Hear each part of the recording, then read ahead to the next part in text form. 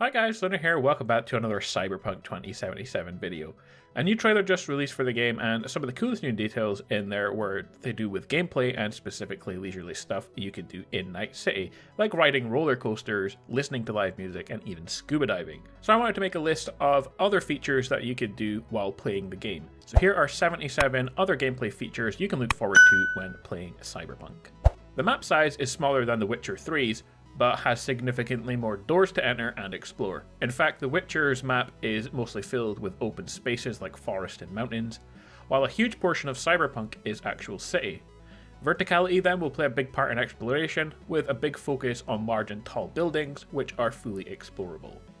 The city is divided into 6 districts: City Centre, Watson, Westbrook, Haywood, Pacifica, and Santo Domingo. Moreover, the city is surrounded by Badlands which can be visited during the game, and each district has tons and tons of stuff to do. You can explore a lot of the city straight from the beginning of the game. Of course, some locations will be locked by quests. The streets will be busy with both pedestrians and traffic, making the city feel alive. The game features over 1,000 unique NPCs with their own daily routines to add to the life of the streets, including all types of people from office workers to prostitutes. The city will feel lived in, with the walls of every building are covered with posters, graffiti, advertising, and the floors of buildings will be strewn with litter. NPCs will also have tons of unique looks, including all body sizes, colours, and plenty of NPCs with heavy body mods. If that's not your thing, don't worry, there are animals in Night City, and you can pet things like cats. Looting will play a big part in exploration, with junk, weapons, codex, and plenty more to find in most places. The game has a carry weight limit and limited inventory space, so you'll need frequent trips to your apartment and vendors to offload stuff and free up your space. Currently, there are 44 different vehicles to choose from, including hypercars, sports, motorcycles, executive, economy, heavy, police, taxis, and the list is expected to increase. And while nothing is confirmed for these yet, there are plenty of flying vehicles in the game, including helicopters, which we can see in trailers, but it's unclear whether they will be usable. But you can steal cars in Cyberpunk. You have your own apartment in Night City. Your apartment will have a storage room for your weapons and gear, and you can store cars in your apartment's garage. You can call your car at any time as it's AI controlled, or you can also call an Uber-style driverless taxi to drive you to your location. Fast traveling across the map is possible with the N-Cart system, the Night City Area Rapid Transit. You do need to unlock the fast travel points first in order to go from one place to another. Vehicles will have radio featuring 10 different radio stations. You can race other vehicles in Night City. There are other minigames as well in Night City, including hacking, boxing, and shooting ranges. You can kill who you want in the city, but you'll be wanted and pursued by the police. On the other hand, you can come across crimes in progress and help the police for a small reward. You can use the NPCS, which is the Night City Police Scanner, to find new activities to do in every area. Activities appear on the map, including Gun for Hire, Search and Recovery, Thievery, Agent Saboteur, SOS, Merc Needed, and Special Deliveries, and also training, shooting ranges, and all the other things that we've mentioned. Many of these activities are for bolstering skills. The shooting range can be used to level up your rifles, handguns, and sniper rifles, and boxing can be used to level up your melee skills. Car races can be used to bolster your nerve and engineering. There are many vendors, shops, and restaurants to visit in the city, including weapon shops, bars, nightclubs, diners, and sex shops, just to name a few. There are street stories around the map, small quests that offer XP and a little lore that are separate from the main and side quests. Completing contracts are possible, tasking you with finding cyber psychos, people whose cyber tech has gone crazy because they have a little too much of it. You can pick from 3 different starting backgrounds: Nomad, Street, or Corporate. Depending on the starting background you pick will determine where you start in the game. Nomads, for example, start in the Badlands surrounding the city. There are many mega corporations in the Night City, but 3 main ones in the game are called Araska, Militech, and Kang Tao. There are also many gangs in Night City fighting for control of the streets. They are called the 6th Street, Aldecaldos, Animals, Maelstrom, Moxies, Scavengers, Tiger Claws, Valentinos, Voodoo Boys, and Wraiths.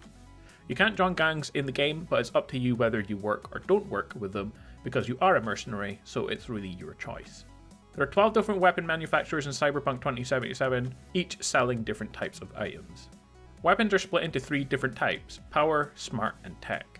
Power is more traditional weapons, Tech has things like customizable bullets and railguns, while Smart offers features including auto-targeting systems. There are 9 different current weapon types in game. pistols, shotguns, auto rifles, SMG, explosives, nanowires, cyber katana, mantis blades, and the cyber deck. Weapons will have unique stats split into damage, rate of fire, accuracy, range, recoil, spread, and penetration. There are 4 different weapon rarities in game: common, uncommon, rare, and legendary, which offer better stats and more unique traits the better the rarity of the weapon. Weapons can be upgraded and improved with new components like silencers. Weapons can be given elemental damage like poison and fire. Grenades can be thrown back at enemies. Many of the game's legendary weapons will be tough to collect because they will be given to players based on many factors, including mission choices. That also means you can play the game again and again, different ways, and get different rewards. If that wasn't enough, there is a crafting system where you can make your own weapons and armor, which includes legendary items. Weapons and armor can be upgraded by crafting, so looting components is definitely a big part of the game. Clothing in game has no stats on their own, but they can be upgraded with better perks and more mod slots, which can affect stats overall. The game will have 75 unique side quests, and some side quests can alter the outcome of the main story. The main story will be shorter than The Witcher 3, however, each mission will be a lot more complex and the world will offer more, meaning the game time overall will be a lot longer than The Witcher's. The game takes place mostly in first person, and that includes many of the game's cutscenes. The player has a mobile phone, so not all missions need to take place in person, you could simply video call them. Missions can be completed in multiple ways depending on your playstyle, so you can go all guns blazing, or stealth, or anything in between. If you stealth kill players, you can hide their bodies in containers. You can hack the environment to distract enemies, or even have them kill themselves if they have enough tech on them. The game will have multiple endings. The game will have many romance options as well. But unlike many RPGs, the romance options will be very complex. You have to select the right options when available, and you have to do many different things in order to romance anyone, including answering texts. You can have same-sex romance options if you want to in-game. Romance options can be affected by character customization at the very start of the game. The character creation allows players to customize skin type, hairstyle, eyes, eyebrows, mouth, jaw, ears, cyberware, scars, tattoos, piercing, teeth, eye makeup, lip makeup, blemishes, nipples, body tattoos, body scars, penis type, vagina options, and pubic hair. Players are also able to change the color of the hair and eyes, and the game also features sliders that can be used for all of those things. When choosing a sex, you can be male, female, or neither, and you can pick any voice type. You can look at the player character in-game using mirrors. There are no set classes in Cyberpunk, but there are 2 main types, Solo and Netrunner. Solo is your basic run and gun focusing on strength and speed, while Netrunner is more stealth from a distance with hacking. There are 3 kinds of XP in-game: level XP, street cred XP, and perk tree related XP, and when you fill their respective progressive gauges, you earn points to spend. Regular XP allows you to unlock new attributes, and there are 5 main attributes: strength, reflex, intelligent tech, and coolness, each offering 2 to 3 talent trees with 20 perks each.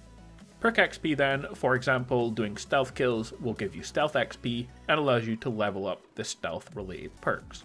Street cred XP allows you to level up the street cred, which unlocks new items and gear at vendors.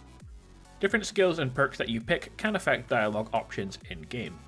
The game allows you to cover behind objects, that also means enemies can too. You can finish the game without getting any kills. There is a stamina bar that you must keep an eye on when doing certain things, like melee attacks. You can play the game entirely with just melee weapons, like the cyberware mantis blades. You can upgrade your character with cyberware at the Ripper Dock. There are 3 types of cyberware in game: active, you must activate; passive, which auto-activates; and triggered, which activates after certain conditions are met. 18 different cyberware slots can be installed on your body, but rarer and more unique items take up more slots. The game will have fall damage, but also cyberware to counteract it. You can hack lots of different things in game, but it uses up more memory points. The points regenerate over time though. Cyberware includes faster movement, scanners, mantis blades, increased damage, and more, and you can choose to have no implants if you don't want them, although some do install through the main story, like brain dances. Brain dances record all of your gameplay and can be rewatched in VR. It's used to help find important info you might miss from quests and more. You can play the game on multiple difficulties, including story and hardcore. You can self-revive with the second heart ability. The hardcore mode will feature no HUD, making for an incredibly challenging playthrough.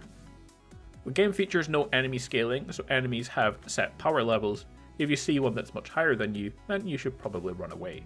Easter eggs will be something to look out for when playing the game. We already know that there are many real life characters as NPCs, and plenty of Witcher Easter eggs, so you have to look out for them when you're playing. There you have it then guys, 77 awesome gameplay features to look forward to in Cyberpunk.